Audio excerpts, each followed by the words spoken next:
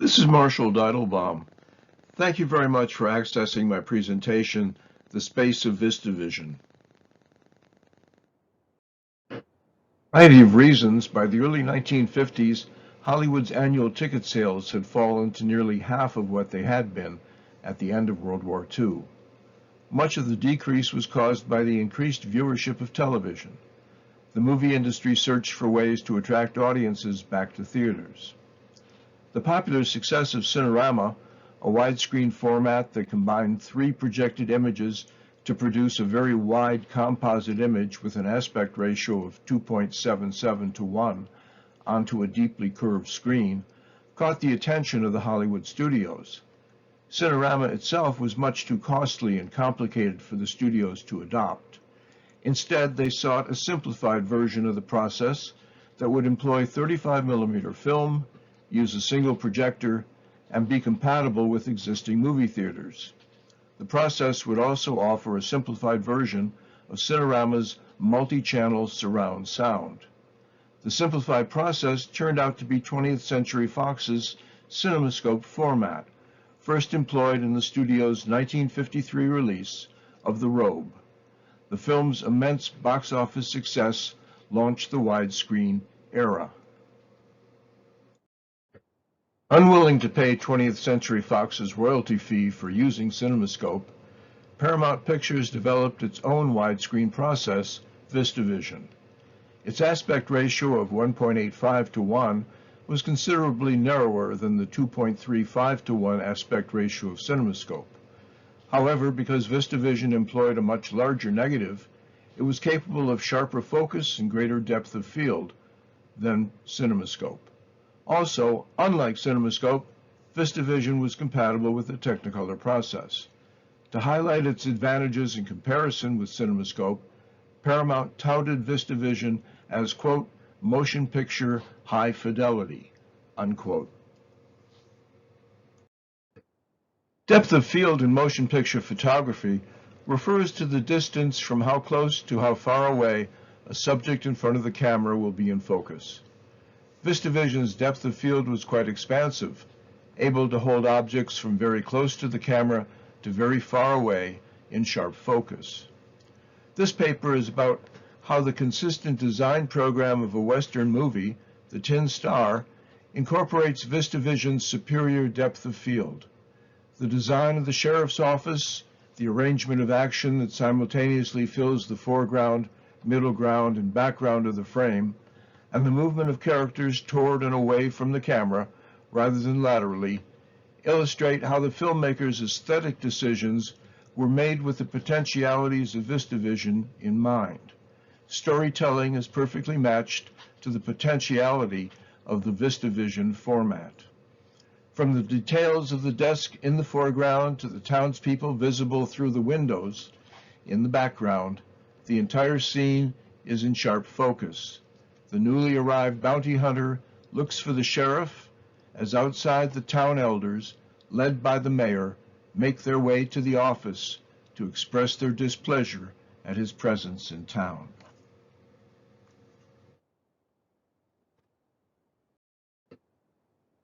VistaVision's superior depth of field permitted shots of high and low spaces in which details both close to the camera as well as details in the depth of the frame were in equal sharp focus. Neither of these shots could be achieved with CinemaScope's much shallower depth of field. In the upper image from The Desperate Hours, one can see the 2-story house that was built on the soundstage for the film. In the bottom image, from We're No Angels, the set includes an interior overhang that functions like an interior second story.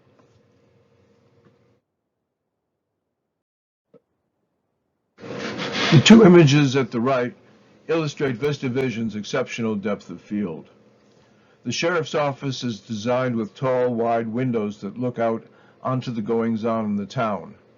Here, the sheriff and his sweetheart in the foreground, and the bounty hunter further back at the window, watch as the town bully in the depth of the frame shoots down a half-breed in the street. Because of VistaVision's great depth of field, there's no need to cut to a closer shot to show the shooting. There's even greater depth of focus in the lower image.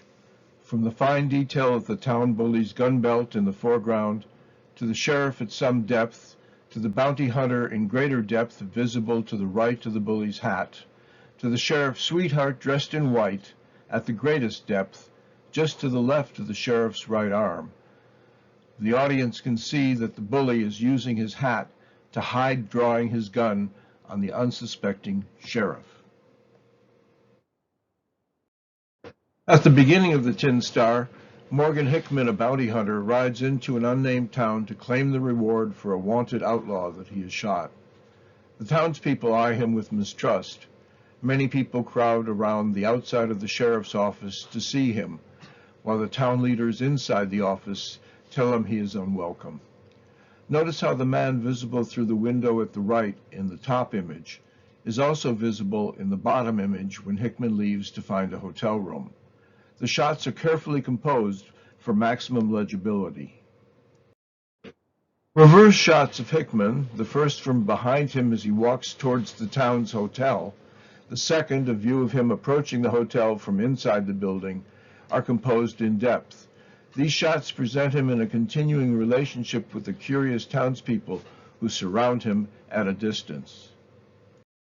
Hickman's movement toward the camera continues as he enters the hotel lobby and goes to the front desk. The townspeople continue to watch him. Their disdain for him is crystallized in the hotel clerk's curt refusal to give him a room. The clerk advises him to spend the night in the livery stable on his way out of town. I'll be ready. First thing tomorrow morning. You can unload my pack horse, Sheriff. I gotta find me a place to stay.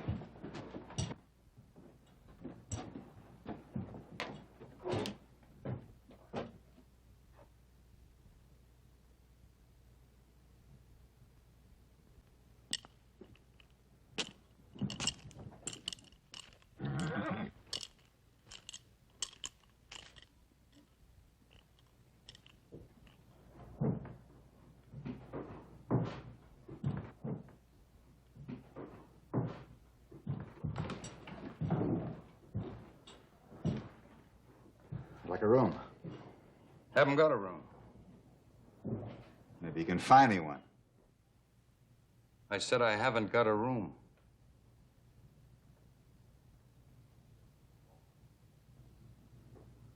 Any other hotel in town? Nope. Where can I put up my horses?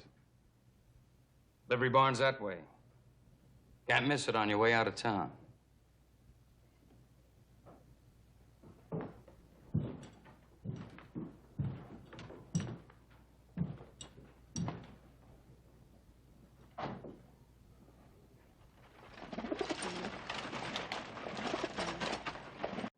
As in the preceding sequence, the initial action here is staged in depth and carefully composed to be visible through the windows of the sheriff's office.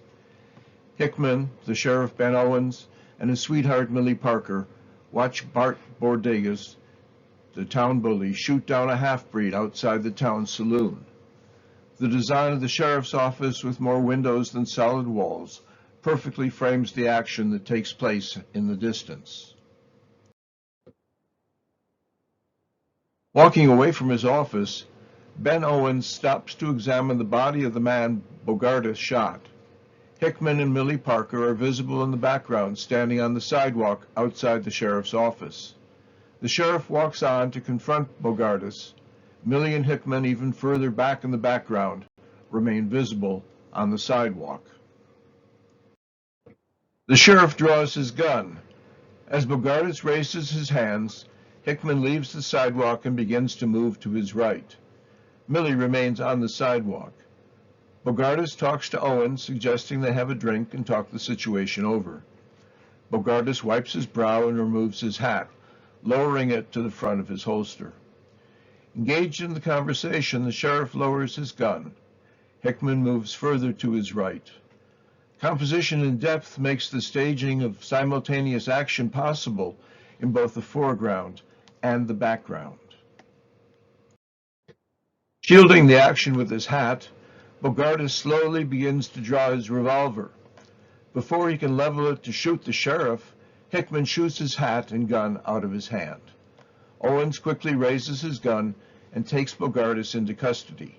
Hickman begins to mentor the novice sheriff in the job of being a lawman. Come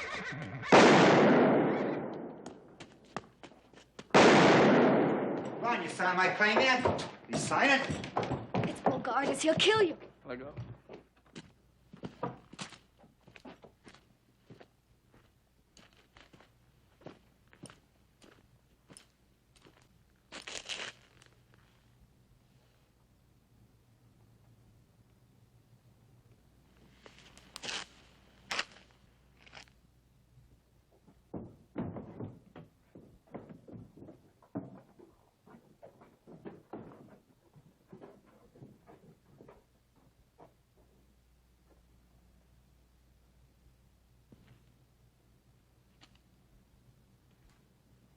What are you up to, Ben?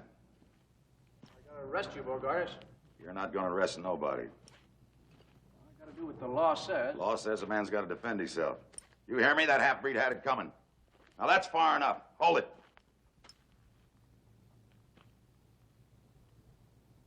Now let's talk this thing over. Well, I gotta take your guns first. First, you listen to me. I drawed in self-defense. I got witnesses. But even if I didn't, no sheriff's gonna disarm no white man for shooting a mangy engine. You an engine lover?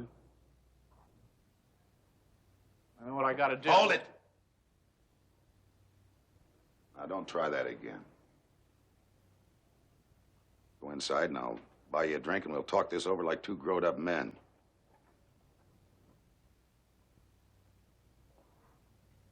Hey, witnesses. Sheriff's trying to shoot me. I just want your guns, that's all. Nobody pulls a gun without he means to kill. Everyone in the street can see what you're up to. Now just take it easy and I'll go with you.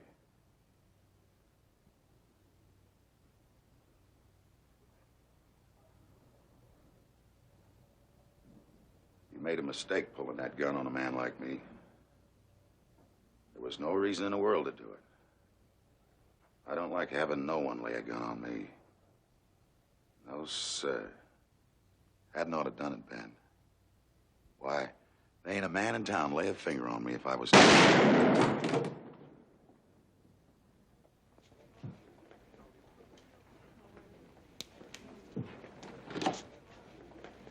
Excuse me for butting in, Sheriff, but you forgot to sign my claim. Lock him up. Give me that hat. Get going.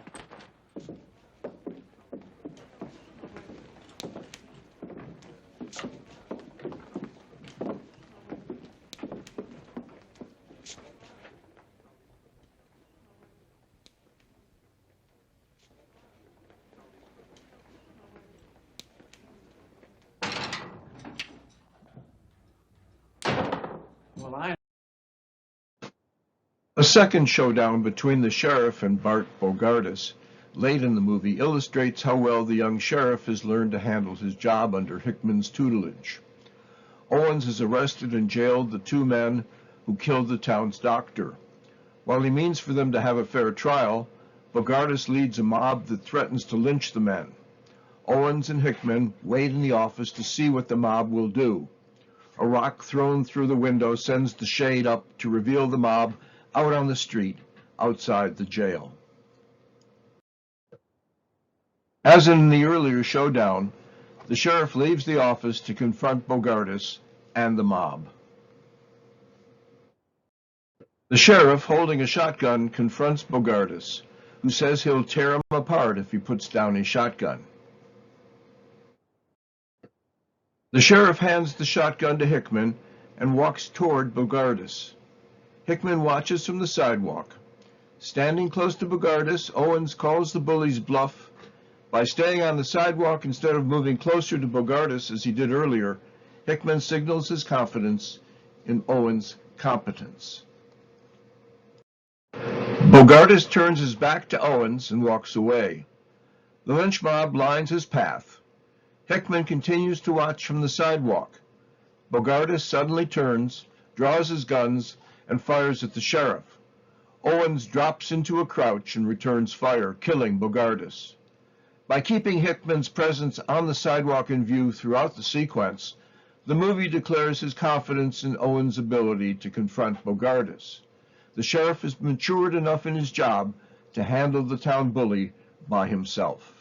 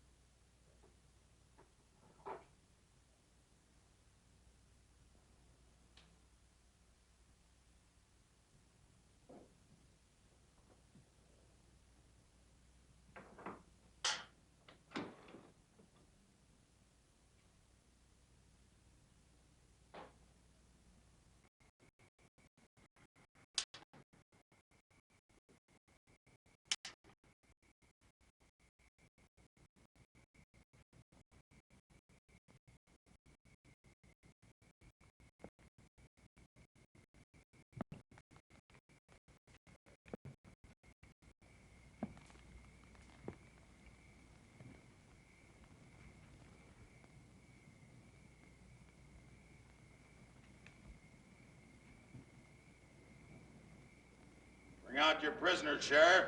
Jury's awaiting. My prisoners is gonna be tried fair, Bogardus. Fair and fast, Sheriff. The rope's all ready.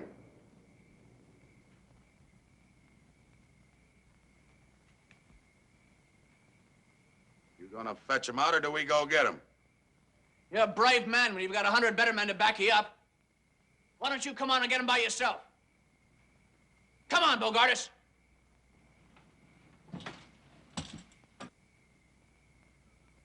Well, come on, Bogardus. You was a whole posse today. Didn't get no prisoners, though. Aren't you man enough to come on and get him now? Come on, what's keeping you? Put down that gun, I'll tear you apart. You fight with your mouth and with your hat. Don't reach no further. This thing might go off, both barrels.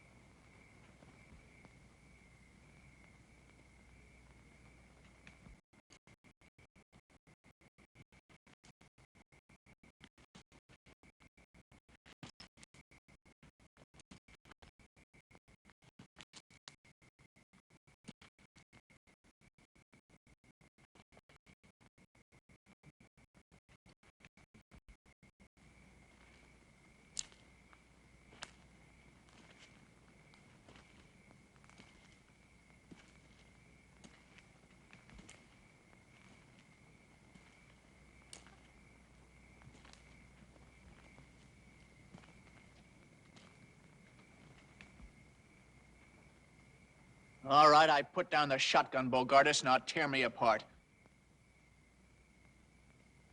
What's the matter, you paralyzed? Tear me apart. What do you need, a little persuasion?